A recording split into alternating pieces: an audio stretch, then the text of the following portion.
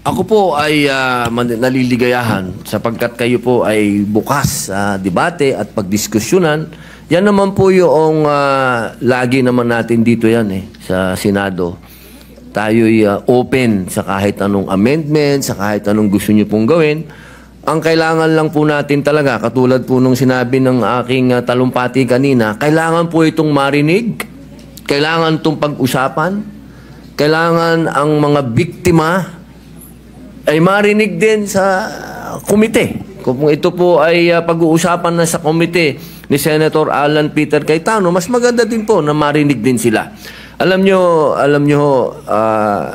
mahal na kaibigan, Senador Kiko Pangilinan, yung pagkakataon na ang kabataan po natin sa ngayon, kapag sila ay nakita nila kasi na tayo easy-easy lang. At alam naman natin na kayo po mismo ang nagsabi, may problema sa implementasyon at napanood pa nila ngayon yan. Nako,